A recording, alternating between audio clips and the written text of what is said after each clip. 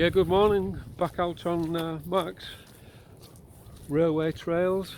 This morning we've just walked it, come through burnt mud this morning, over the tops, on foot this morning.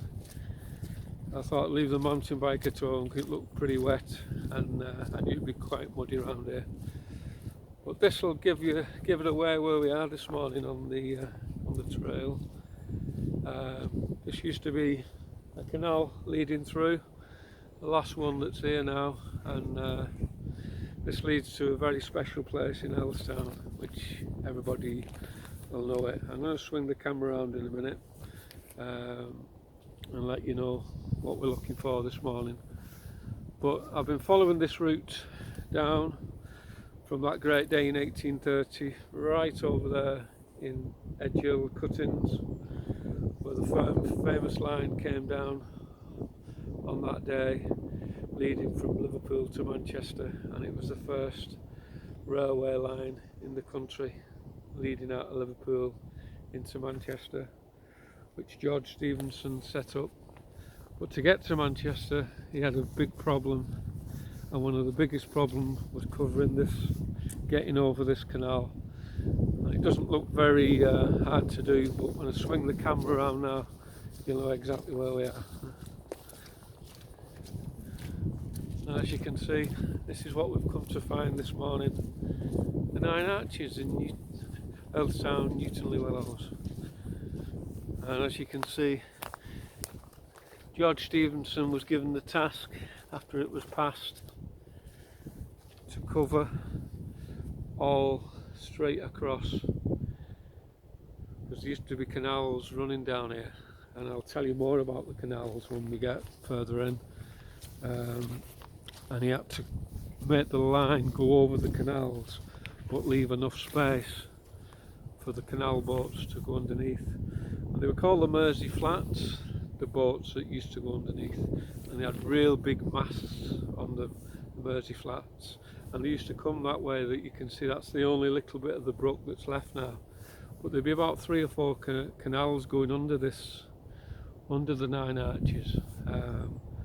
But he had to leave 18.3 metres height for the flats, Mersey Flats they were called, with a big mast to go under, and that was his task.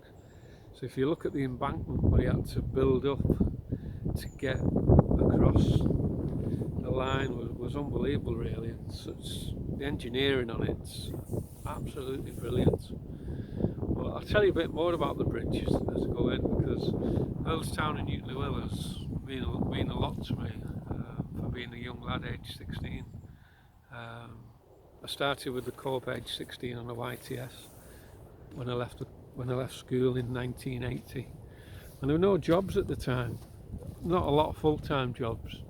All they created was what they call the YTS schemes, to get people onto YTS into work and not sign on the dole.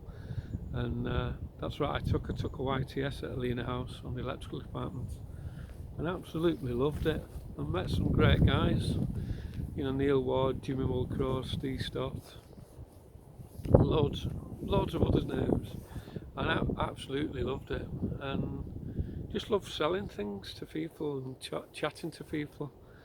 And my YTS actually finished on Christmas Eve, and everybody said, "Don't worry, going to keep you on," and I was chuffed. I was made up and got called up to the office Christmas Eve, and Charlie Rhodes it was at the time, and said, "Mark, you've done a fantastic job, you know, you and Neil Ward are probably the best 2 salespersons we've ever had on that department." He said, "But unfortunately I've not got a full-time job for you to keep, to have." And he said, "But Noel Swift wants to see you." And I remember Noel coming to see me. He said, "I know you're a bit down," he said, "but I promise you, if anything comes up, I will write to you and let you know." And I always remember going home that night, Christmas Eve, really down in the dumps, and I got off the bus on Prescott Road, and I went in the Bird and had a couple of pints before I crossed over the road to go down to back home to Dad. So I was really down, you know. And I thought, yeah, you're right to me, you know. And you know what he did? He wrote to me might have been about 6-7 months later, I got another YTS at Burton's, and a letter come off Noel Swift saying there was a job at Earlstown on the electrical department in Earl Street, and Earl Street's just further down here for swing with cameras, about half a mile down there in the old cooperative society, St Helens Cooperative Society, on the electrical department. And that was my first full-time job. And in life you need a break sometimes, a little break, and that's what I got. I got that little break, and never looked back from that day. It was unbelievable, and I thank him for that. So that's my story from Earlstown. I'm from that many. After leaving Earlstown, went back to Lena House, and on the electrical department, and then I think I was 21. I came back to Earlstown in the Newton Superstore under Harry Taylor and David Dunkley as electrical manager, and it's one of the best teams I've ever worked in. So Earlstown and Newton means a hell of a lot to me, and I always love coming back, especially on walks and on nights out. But that's enough about me. Today we've come to find the 9 Arches in Earlstown. I'll tell you a little bit more about it. We'll just got to get through this wilderness here, and we'll get on a better footing. We'll just get through these reeves and stuff. That's better. And I'll tell you a little bit more about the 9 Arches. It's a very popular place in Earlstown, there. 9 Arches. A lot of people start the walks here to go down the Great Sankey. But yeah, the 9 Arches, George Stevenson was commissioned to build this bridge, and he had a lot of problems to overcome to build it, because where the walkway is now, there used to be canals coming down here, and we had what they call the Mersey flat boats coming down, and they used to go under. There used to be about 3 canals going under here, and the Mersey flats had really big masts, so he had to get the height of the arches. I think it was about 18.3 metres he had to do. So that's why the bridge, as you can see, is so high, to accommodate the canals, really. And that was some height. So the embankments, if you look at the 2 embankments, the clay and sandstone and everything, you had to really get the height on it. And 1826, Liverpool and Manchester Railways commissioned for him to start the bridge, and he started it in 1828, if my dates are right. It took him to 1830 to finish it, but he didn't finish it then. It took to 1833 to actually completely finish it off, and the last parts were all the copings at the top, as you can see. I'll show you more about the bridge as we get into it, because there's lots of things on it that you don't realise when you... And I cycled past this for years, and drove past it for years, and always liked the look of it, but you just don't know the history of it. And if you look closely as the pillars go up, I'll send my camera up, you'll see like steel bolts shot through it, and that's all the way along either end, and that was just to give the structure so much from stopping it moving. Real good engineering on it as well, and if you look at the brickwork on it as well, you know, the skill and the time they took doing it, you know. But there's also some other bits on this as well. If you look closely on the wall, you'll see like little grills on it. You see little holes with little grills each way, and they were put in to let air circulate through the building.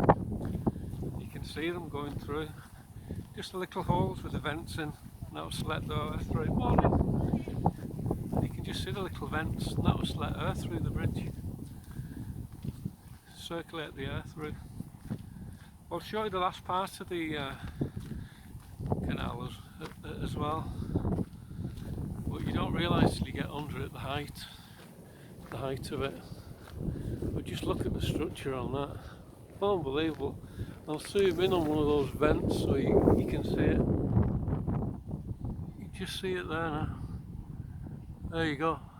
And they're all along this building, and again it was to let air circulate through.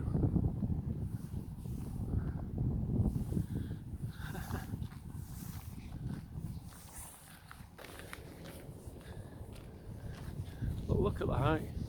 Unbelievable. Now there's the plaques that were, like, you see the plaques?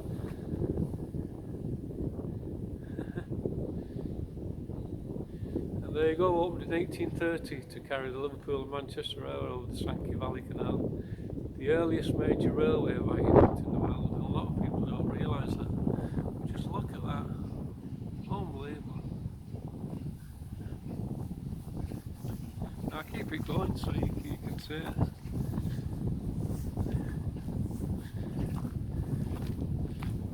Just look how he had to raise the pillars on the side just to get over that bridge. Unbelievable.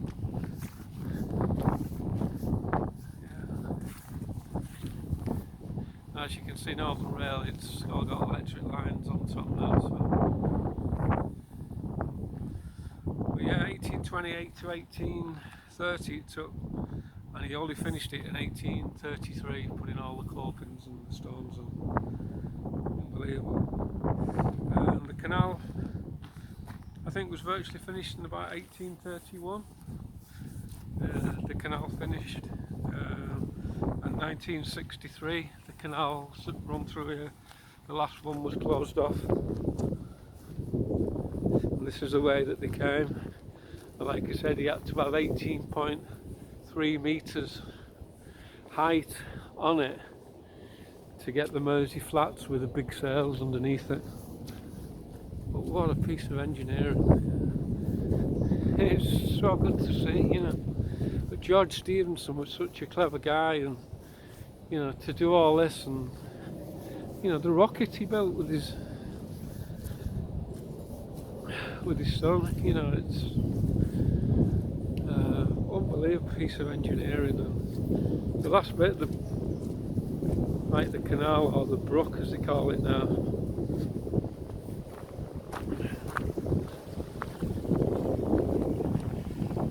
There you go, you can just see it going through. Look around it and have a look. Look down. That heads all the way through to Birkwood now. All the way through. Just look at how deep that cutting is. Unbelievable. It really is. And what people don't realise, this was one of the first viaducts in the world. And it's now a Grade 1 listed building. And so it should be with engineering. So it should be.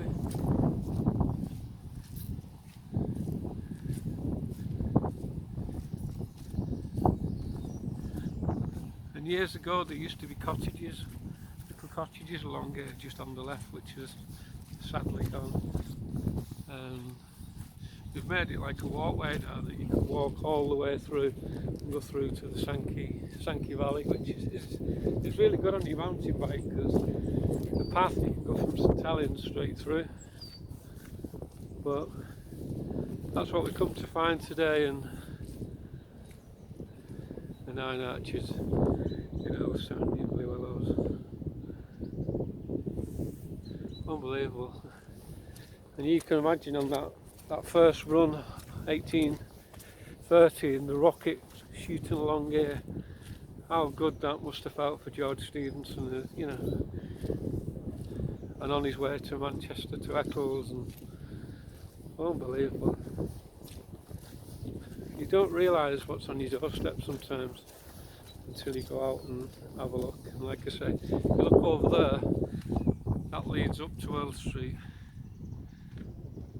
were in the 80s. I got my first full-time job, I'll never forget it. As you can see, Northern Rail, it's a live line on top there now, and I wouldn't go on a live line. But imagine the view from up there. I'm just pity I didn't bring my drone today, because this would be great for the drone to be set up and go over, you know. It really would, you know. But like I say, it's a grade 1 listed status this now, and they got that in 1966, the year that we won the World Cup. But again, if you look over there on the Nine Arches, you can see, if you look at it, the ironwork going through the bridge that just pulls it together, you know, holds it in place. And all the little venti holes with the little wrought iron in it just lets air through the bridge, lets it breathe. So, you know, little engineering bits that go on it that probably saved it, you know. But it just shows you how well it was built, because the tonnage it was set up for, I bet there's 3 or 4 times the tonnage going over that now on the trains. which is unbelievable, really. And like I say, I've followed this line all the way from the first video, Rainhill, looking at the Rainhill trials, and then the big one was the 1830 procession from Edgehill Cuttings, which was absolutely fantastic. The Parkside,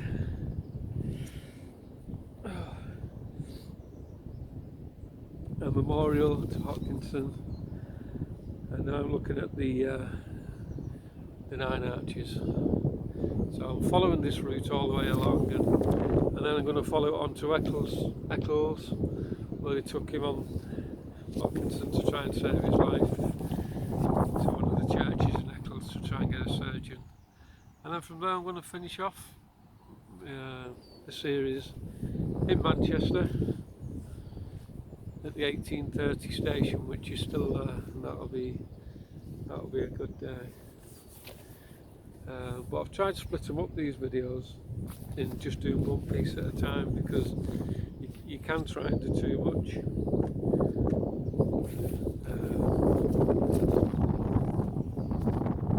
You can try and do too much and end up, you know, doing nothing.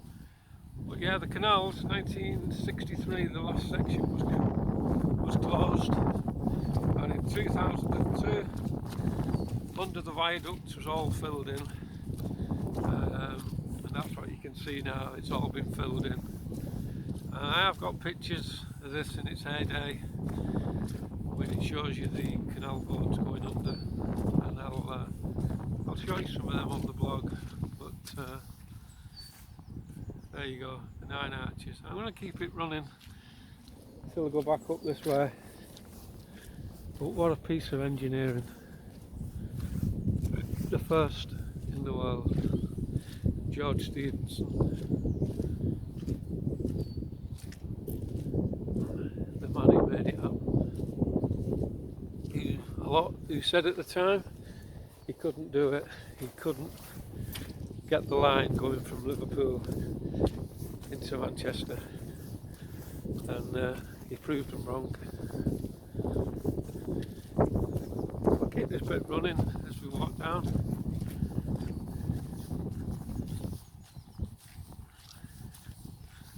Like I say, you get a lot of joggers and people on this run in the morning. It's very popular. It's a good walkway, really, to run through.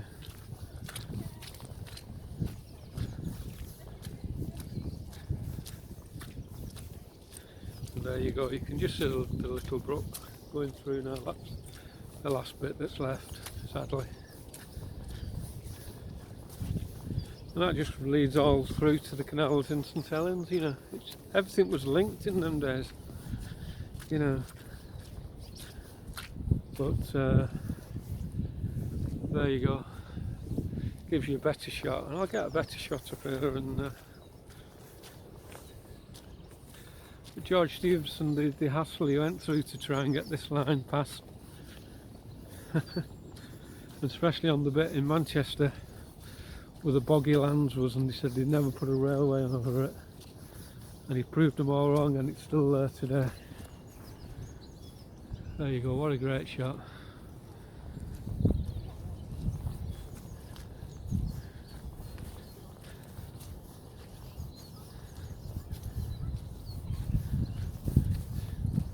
Some of the cottages that were over here have sadly gone, but you can see a new little house been put up. Bit of a farm there.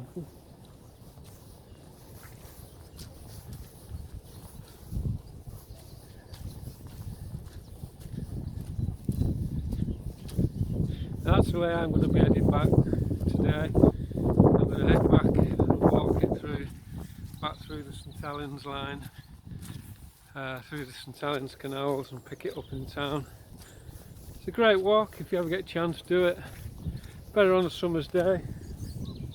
It'd be really nice, not on a cold, wet Sunday morning like today. But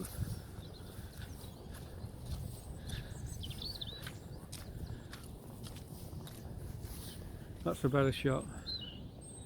There you go.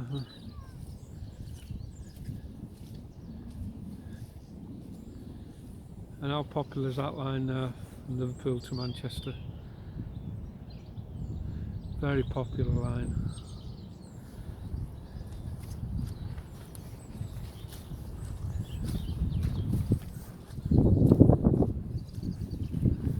And I would say it must be a train due to go over that bridge very shortly.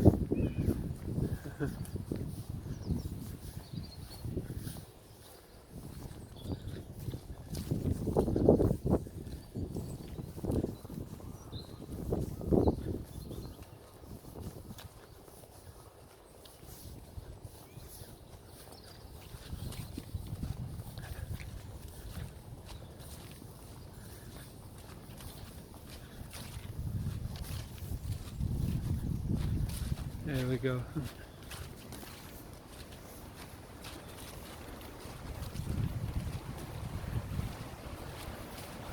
And just look at the old bridges, little footpath bridges there, still there, you know, going over.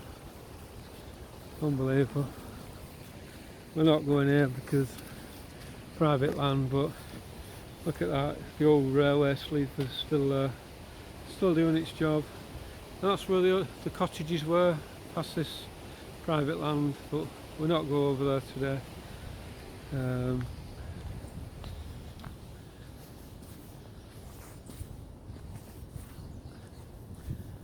If you look left now, that will take you over to Collins Green,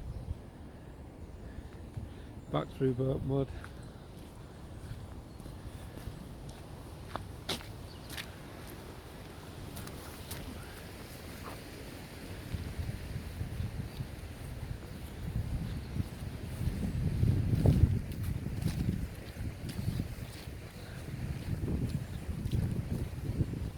As you can see, cyclists going through. It's fantastic for a cycle path.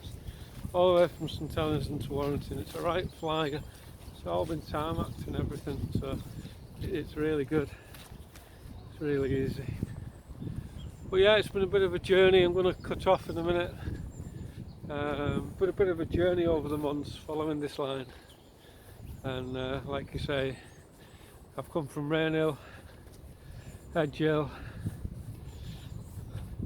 Nine Arches, into Parkside for the memorial, and from that I always mention him, Charlie Collins Country in Eccles in Manchester, and then from there into Manchester for the 1830 warehouse where the procession finished. So hope you like the vlogs and my trips out. I keep it running, and you never know, you might just see a train come over the Nine Arch. I'll keep it running for a few more minutes because once I get out on these walks, I love it. It's nice to get out, and same on a Friday with the music, you know, it's nice to get back out. What else town? always close to my heart. And the Nine Arches, I'm going to another Nine Arches in a minute, and you'll be wondering where the other Nine Arches is. The other Nine Arches is actually in Earlstown, and it's a Witherspoons pub called the Nine Arches. It used to be Nadine's pet shop, and they've turned it into a cracking pub and do one of the best breakfasts.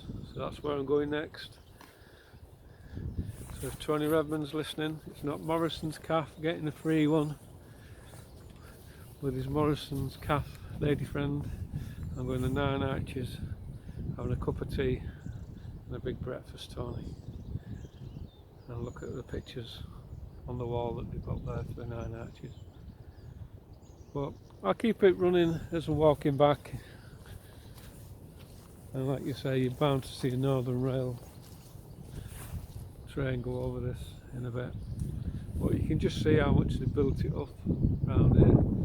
Look at the embankment there with the new housing estate behind it. And I used to cycle to Earlstown along that run. They're all little terraced houses.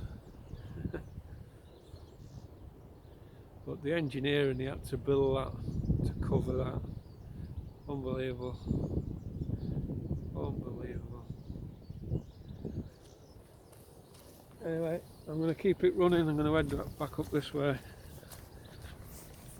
And hopefully we might just see a Northern Rail line go over it. Makes it that little bit special, doesn't it?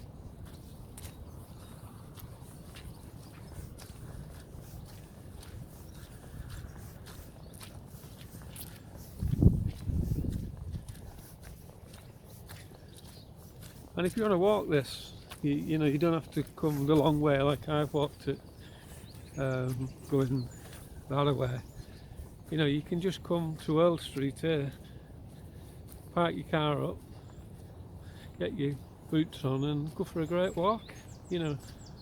And it's all signposted as you get further down. So you want to try it. On a summer's day, this will be a real cracking walk to do.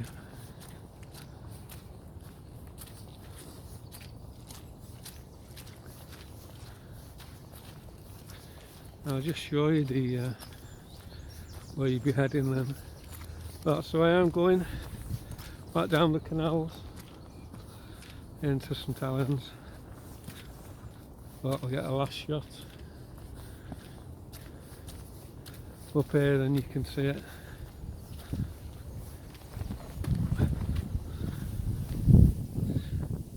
Take your joy. This is where you can pick up the route if you want to do it. That takes you up to Earl Street. I used to do that on my bike for about 2.5, 3 years. It used to be a killer in the morning. But coming home, whizzing down that hill was fantastic. Like I say, that's the way I'm going. I'll just show you the plaque as well that's telling you about it. Welcome you to the Sankey Canal, part of the Heritage Trail. And there it goes, it tells you all about the canal. Oh, Stevenson's cottages, there you go. Like I say, such a lot of history there. That's where all them kids are coming down now, that's the way I'm going. I just wanted to show you up to my old first store in Earl Street.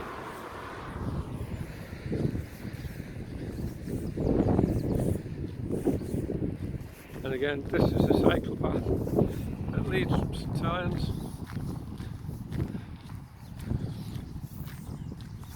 and takes you all the way into Warrington.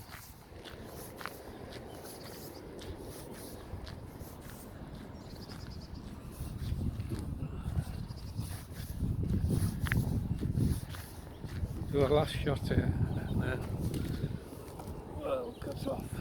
There you go. That's the Nine Arches in Earlstown. But sadly, Northern Rail must be running late today. because normally every half hour there's a train shooting over that bridge, but not when you've got your camera out. So keep watching, hope you like the vlogs. As I always say, leaving footprints back in time on Mark's railway trails. See you soon in Eccles.